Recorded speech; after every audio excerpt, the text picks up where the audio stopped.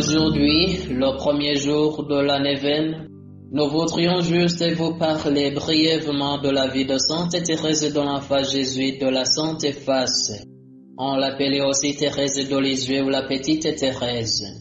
Thérèse est née le 2 janvier 1873 à Alençon en France d'un père horloger d'une mère dentelière, Louis et Zélie.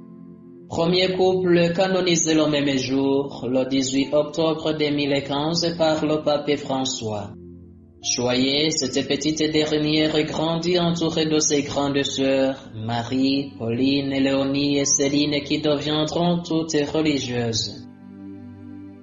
Sa mère, qui a une grosseur au sang, n'arrivait pas à l'allaiter et trouve une nourrice qui la prend avec elle pendant 13 mois. 3 ans plus tard, le médecin annonce à Zélie qu'elle a une tumeur très développée au sein et qu'elle va mourir à brève échéance. Il est 7 ans en août 1877, laissant une petite Thérèse traumatisée. La fille était gaie et pleine de vie, devenant timide et sensible à l'excès.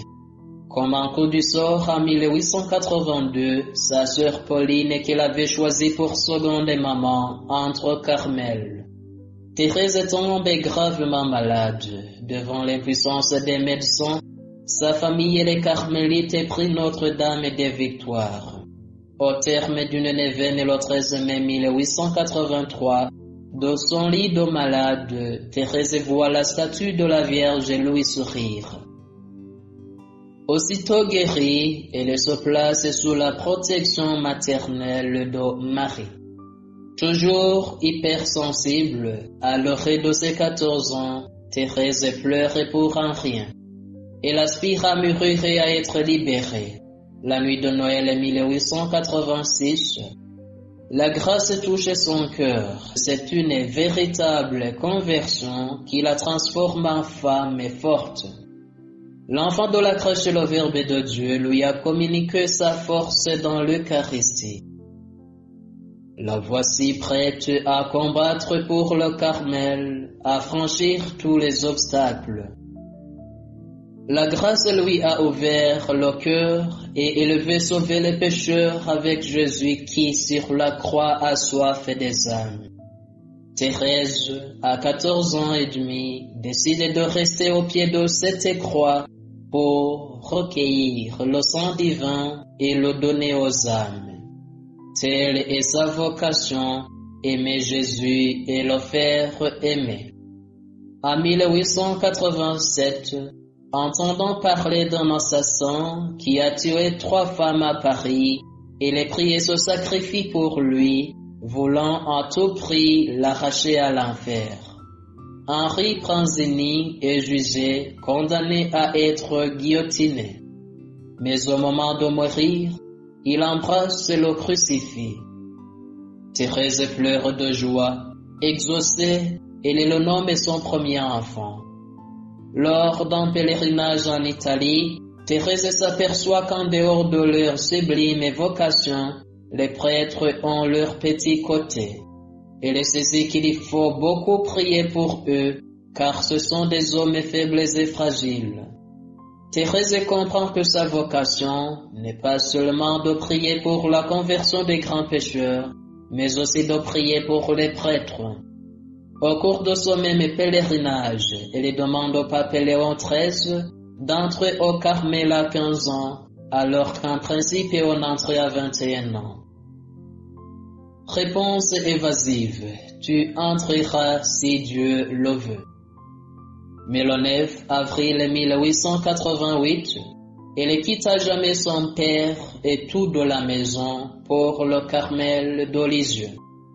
Au monastère, Thérèse rencontre plus d'épines que de roses. Thérèse a fait expérience d'être critiquée et d'être traitée comme une bonne à rien. Mais elle offre tout avec le sourire pour sauver les âmes et pour prier pour les prêtres.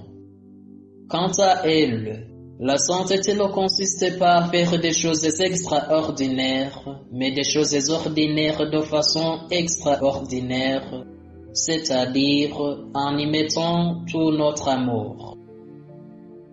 De plus en plus hanté par le souci des pécheurs qui ne connaissaient pas cet amour miséricordieux, il n'entra pas que 1896 dans une nuit épaisse où sa foi et son espérance doivent combattre. D'autant plus qu'une tuberculose rongeait sa santé et l'affaiblit. Vivant cette compassion en union avec la passion de Jésus à Gethsemane et à la croix, épuisé par des hémoptysies, et les garde son sourire et son exquise charité qui remonte le moral de ses sœurs, consternées de la voir mourir dans d'atroces souffrances. Par obéissance, elle continue jusqu'à épuisement la rédaction de ses souvenirs dans lesquels, avec une transparente vérité, elle chante les miséricordes du Seigneur dans sa courte vie.